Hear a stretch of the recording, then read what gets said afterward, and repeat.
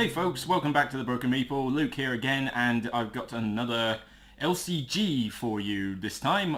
Some of you might already know that I'm quite a fan of Android Netrunner, and I've been somewhat bitten by the LCG bug in that respect. I thought that would be the only LCG I'd go for, but oh well, what a surprise, another one popped up.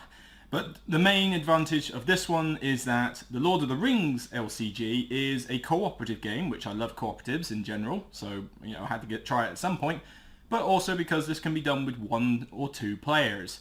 Now, I love doing co-ops with a group of people, but I do live alone, so it is quite handy to have a game that I can play solitaire and that I can choose whether I want to collect the cards or not. With Netrunner, you want to be semi-competitive if you go to tournaments, whereas in this sort of thing, I can choose what sagas I want and just go along with that. So, well, that's the theory anyway. Everybody knows what I'm like, completionist syndrome. But, well, let's hope that doesn't take over me, because it's going to be expensive. This thing has a lot of expansions. This is just the core set for now. I'm just tipping my toes into the water, and we'll see whether, I just have a nice little splash, or whether I get bitten by the lure of the Dark Ring. Oh well, we'll see. Anyway, open the box. Can't get it open. Ah, there we go. What a surprise. Yeah, don't even need to tell you it's made by Fantasy Flight. You can see the brochure and you know instantly it's a Fantasy Flight game. No surprise there. Rules of play. Now, does look a bit thicker than the average book, so this does not look like a simple game necessarily to get the best hang of. However, I have been on the Fantasy Flight website and they do a very good tutorial, sort of YouTube tutorial of how to play the game, so I think I'll be following that more often. But the rulebook itself, even though there's a fair amount of text, it does look like there's a lot of diagrams to go with it, some cool little fluff pictures, and just generally a half decent rulebook. Looking pretty good so far, nice and sturdy, nice and picturesque. Whoop. Okay, more counters. Now, do I dare take the shrink wrap off this? Nope, I don't think there's actually many tokens to look at as such. Actually, why not? Let's go and take this shrink wrap off. I've got a knife this time, so hopefully we won't end up with technical difficulties on this occasion. Okay. I hate shrink wrap. I hate shrink wrap.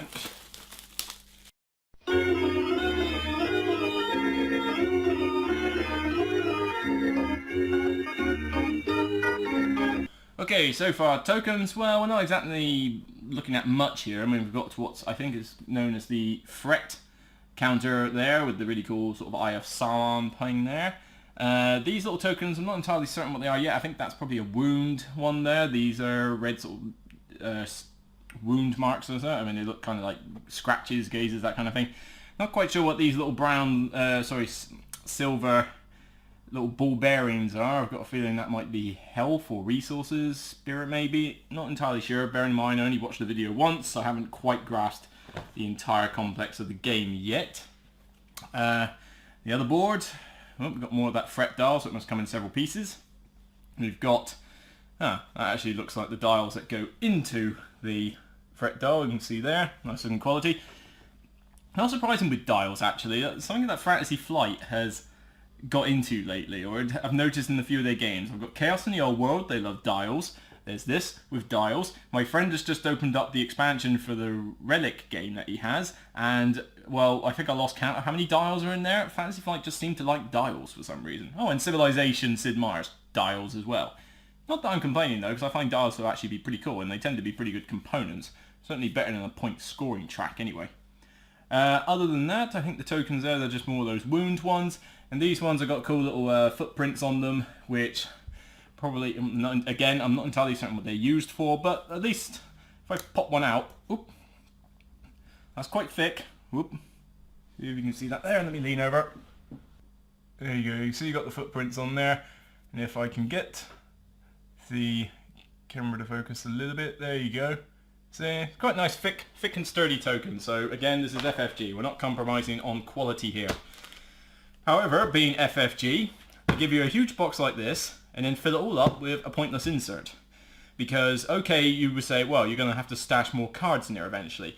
Yes, but I would prefer a stacking system, like dividers, stuff like that. I mean, check out Marvel Legendary, or even better, Sentinels in the Multiverse, the Enhanced Edition. Those storage solutions are brilliant. They work perfectly for the game. Why doesn't FFG pick up on this? Because what am I supposed to do with this insert? I'm going to chuck it. The second I buy any more Saga expansions, I'm going to chuck this insert.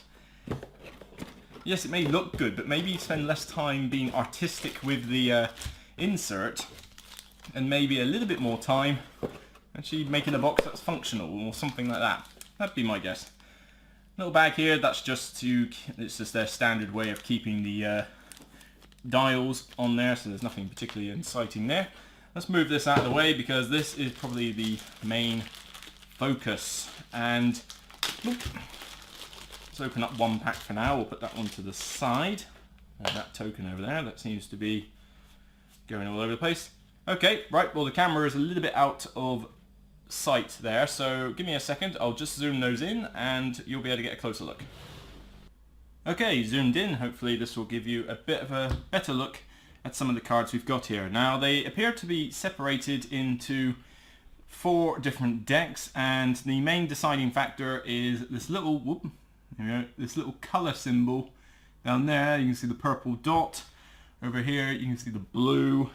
Over here you can see the red sword, and here you've got a green book. That seems to separate the style of decks, and I believe it's something like Spirit, Tactics, Fighting, Military, that kind of thing. So different decks will work in different ways. But the main thing that I can say about this game so far is artwork stellar. I mean, look at this. This is the back of every card. Back of the card, glorious, one ring, golden, colourful, really nice on that. The cards themselves, I would say they're a little on the thin side. I mean, there you go, you can see that's quite thin cardstock there. So I probably would recommend getting some sleeve protectors for these. I don't think these will take much in the way of shuffling or ruffling around the box. So I recommend some sleeves, and I've got some premium sleeves from Mayday to support that. But in terms of the cards themselves, if I can get the camera to focus, it's not going to show off like various text and that, but we can see there's the general artwork for the cards. It is pretty stellar in terms of the artwork that you can get. Let's throw in some, those are Gondor guards. Let's have a look at it. We've got Faramir. Whoop. Now basically this is like book artistry or something. It's not stills from the films or anything like that, but that's pretty cool. So, I'm listening to the audiobook for Lord of the Rings at the moment, and it would be nice to have some pictures to go with it, but that's just me. I don't tend to read, I listen to audiobooks. We have got all sorts of crazy, wonderful artistry in here, going from, let's find some more for you. Silverblade archers, whoop, move those back a bit there. Silverblade archers going over there. Longbeard orc slayers. Most of these are fairly generic in terms of the sort of allies that you can get, but there are many heroes that are a bit more familiar, shall we say. Like, for example, here we go, the man himself, Aragon.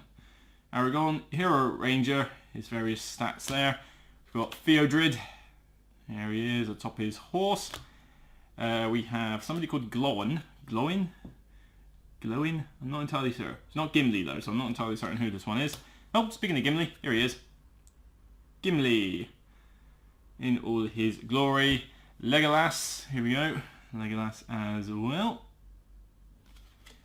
And Falin, Eowyn, Eleanor, done here. There's all sorts of heroes, and I think the decks are sort of separated out by those to begin with. But there's all sorts of really cool artistry, and to be honest, I mean, obviously this is an LCG. There's only so much to unbox, but those were sort of heroes and allies to begin with. Now you've got things like events. So we go on there. Whoop.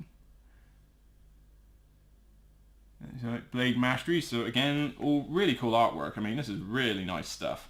Rain of Arrows. Whoop. How about that? You're not skimping on terms of art in this. In this game. That is for certain. But generally, there's all sorts of these cards. I mean, this game. Here we, let me just stick them on top of each other and try and give you an idea of just how many there are.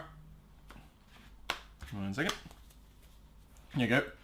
That is one of the bags that I just opened. Here is the other bag, which is predominantly all the evil stuff. Let's get that out for you now. But yeah, there's a lot of cards. And for about £25, £26, it's not that bad for a starter set. We're talking Android Netrunner core set prices. Now, in this bag that I've just opened, this looks like the evil side and all the events and locations. So here we go, kind of a bit like a sort of Decipher Star Wars type CCG ring. You've got, yep, I believe these are the scenarios. So these are all the stars. So we've got the ambush on the shore. We've got the Anduin, I think that's right, passage to the river. You know, all again really cool artwork in the dungeon, through the caverns, Necromancer's Tower, if you've been paying attention to The Hobbit lately. And then I flip over, there's actually more on the other side, so it must be like, I don't know whether that's a harder or easier type scenario, or whether it's just the fact that once you've done one side you've got to do the other. All I know though is that this starting one here, Flies and Spiders, is one that I'm going to hate doing. I don't care if it's really easy, I just don't like spiders. I really do not like them. They make me... I scream out. No, I don't scream out. But I really hate them. I really can't stand them. So any chance I get to kill a spider in this game is going to be glorious. I will kill every spider. Damn a wall. Carrying on, again, more events by the looks of it, more attachments. So obviously there's a... Oh, there we go. I was wondering where he might be. Gandalf, there we go, the old wise wizard, Gandalf the Grey. Wow, Jesus Christ. Whew. Yeah, see what I meant about spiders? Yeah, well, here you go. There's one. Look at that. Hate them. Hate them. There's more. There's more. No, there's more. I really hate them. Oh god, I don't even want to look at the picture much. Oh god. There's really more of these. Any more of these? Oh god, there's another one. Oh, there's another one. Just hate them. Find me something into the spider. Find me some. Here we go. There you go. Goblins and doggies. There you see, there's nothing wrong with a goblin and a doggy. Don't care if it's got sharp teeth and the goblin wants to kill you. They're less frightening, aren't they? The trolls, yeah, I'd much rather meet a troll than a spider. Yeah, not kidding, I'd rather meet a troll than a spider. At least you can trick a troll, or run away from it, I suppose. Goblins, snipers, marsh shadows, wogs. See, I mean, like I say, it's just a harmless little doggy. See, look at that nice little doggy. He's a cute little doggy, yeah. Not as bad as a spider. Hate spiders. Okay, we got, let's see what else we got here. Locations. Areas that you can go whilst on your quest. I believe you have to explore these in order to get far. Oop, let's bring it up a bit closer. Here we go. And what one is this? The East Bridge, I believe, yep. Location goes. Again, I mean, I'm loving the artwork on these. They really are good artwork, which is a problem when I look at the spiders because they're just too good. But Dongoldar Orcs, Beastmasters, so all sorts of like random things in here. And we see big eye himself. Loving the artwork on these. I'm now really I was going to say, I'm too scared to go through these now because I know that I'm just going to find out more spiders. Here we go. I must admit, I knew that these were in here before I actually opened this deck. I knew that the first expansion was like, the core set was going to involve going through spiders. But, well, that's the price you pay. The game had better be good if it's going to freak me out every time I play it. But, you know, can't have everything, I suppose. And then, let's see, we've got some more locations here. Banks of the Anduin. Love that picture, actually. I wouldn't mind going and visiting there. Gladden Fields. Nothing particularly special on that one. Just a very murky field. Eastern Crows. That seems to be an enemy, apparently. Yes, you can fight the crows. Which, to be fair, actually makes sense now that I think about it. Remember the Fellowship of the Ring when they're on the mountain and the crows come by? They have to take cover. It's basically like that. Evil Storms, and just there's no spider. Anyone? No more spider? Good. No spider. Anyway. Right, well, short of my general pansiness there with regards to all that... I just picked up the spider again. Ah, Jesus Christ. Honestly, I really do hate spiders. I really do. I hate them. How the hell am I going to get through this game if I can't even look at the cards without freaking out? Seriously, this is a major phobia of mine. I really can't stand it. Oh well, can't be helped. So there you go, there's my slightly over-the-top unboxing of the Lord of the Rings card game LCG. I hope you've enjoyed watching me scream like a little girl with regards to all the spiders. And hopefully this game's given you an idea of just the type of quality that has gone yet again into the artwork and tokens in this game. Granted, the cards could be a little bit thicker, but I'm not going to split hairs too much on that. I think that, in the end, for the artwork, as long as I put them in sleeves, they'll be just fine. And you don't have to protect every card in this game, you only have to protect the decks, so it's not all bad. But I can probably see you buying quite a lot of sleeves for this game as you go on. So that's it for me for now. I'm going to give this game a try, actually. I want to play this game once tonight, and also get on with Eldritch Horror, I believe, because I've just recently got the Forsaken Lore expansion to that. There won't be an unboxing video for that though, because to be honest, the unboxing video and the review is pretty much going to be the same for that one, because in the end it's giving you more of the same, so I'd rather just take care of that in the review. So that's it from me, and I'll catch you on the next video for the Broken Meeple. Spiders!